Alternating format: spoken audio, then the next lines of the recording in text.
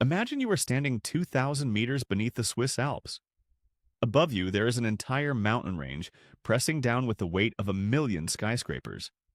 You might think the safest way to survive is to build a wall of solid steel. But you would be wrong. If you try to fight the mountain, it will crush you. The secret to building the world's longest tunnel isn't strength, it is surrender. Why would engineers choose to let a mountain collapse on purpose? This is the Gotthard Base Tunnel. 57 kilometers of darkness carved through the heart of the Earth. When engineers started digging, they found something terrifying.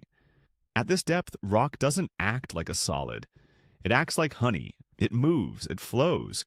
It squeezes inward at centimeters a day. If you build a rigid, unmoving tunnel, the mountain will simply squeeze it until it snaps like a dry twig. So, how do you stop a mountain that moves like liquid? You stop fighting. You start negotiating. This is the new Austrian Tunnelling Method. Instead of holding the mountain back, you give it just enough room to breathe. You dig a section and you watch. You let the rock settle, let the pressure redistribute itself into the surrounding earth. It is a controlled collapse. You are essentially teaching the mountain how to support its own weight.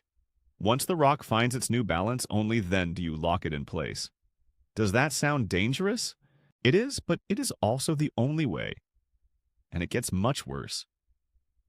Deep in the Gotthard, the temperature hits 300 degrees. The friction of the rock and the heat from the Earth's core are so intense they could boil water in seconds. Workers have to wear cooled suits just to survive the shift. And then there is the rock burst. Sometimes the pressure is so extreme that the rock doesn't just flow, it explodes. It shatters off the wall like a bomb going off. How do you build in a place that is literally trying to kill you?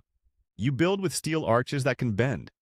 You spray layers of concrete that can stretch. You turn the mountain into its own roof. By the time the final seal is set, the tunnel isn't a foreign object stuck inside the earth. It is a structural part of the mountain itself. The mountain thinks it is holding itself up, and in a way it is. We didn't conquer the mountain. We just convinced it to let us pass. It is the ultimate act of geological diplomacy.